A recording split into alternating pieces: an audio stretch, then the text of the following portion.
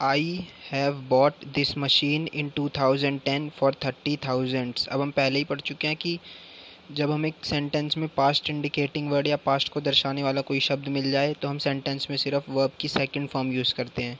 तो ये सेंटेंस हो जाएगा आई बॉट, बाय की सेकंड फॉर्म होती है bought. I bought this machine in 2010 for 30,000। Next है we spent an hour discussing about his character.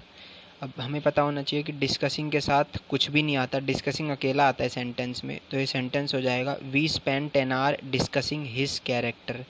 Next है I will phone you after I shall arrive.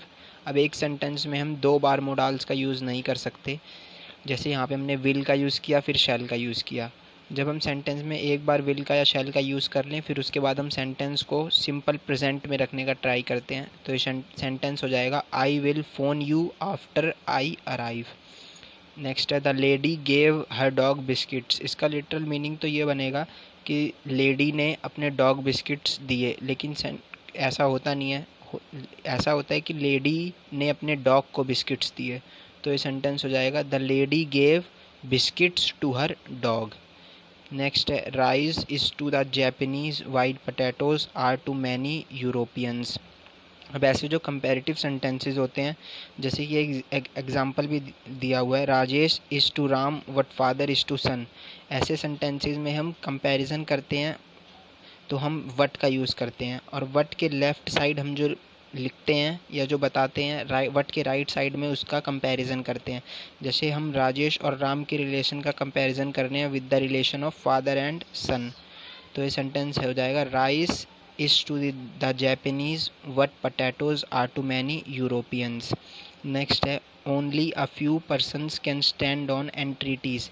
अब stand on एंट्रीटीज़ एक specific word होता है। इसका meaning होता है दृढ़ रहना, अडिग रहना या फर्म रहना, अपने रास्ते पर बने रहना। तो ये सेंटेंस हो जाएगा only a few persons can stand on entreaties. ये एकदम सही सेंटेंस है।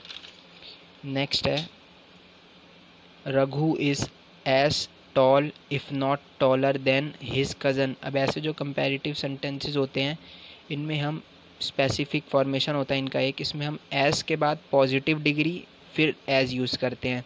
जैसे कि इस सेंटेंस में है एज टॉल तो हम एज टॉल एज यूज़ करेंगे, ना एज टॉलर एज, ना एज टॉलेस्ट एज।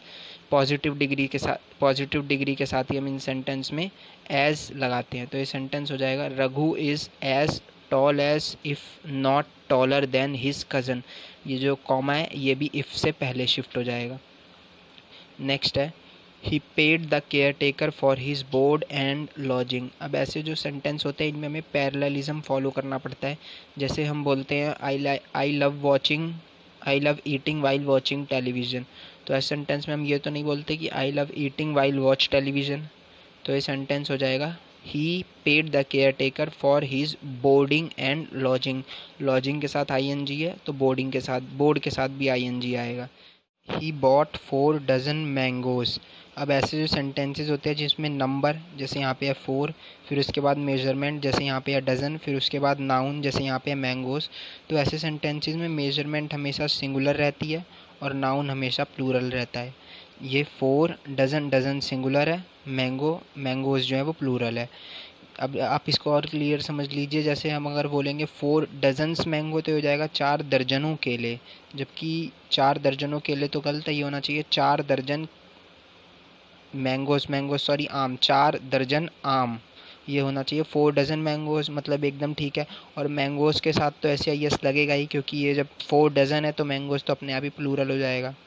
नेक्स्ट है he was rejected because he was too young. ये सेंटेंस एकदम सही है, क्योंकि जब हम सेंटेंस में बिकॉज लगाते हैं तो बिकॉज के बाद हम रीज़न बताते हैं।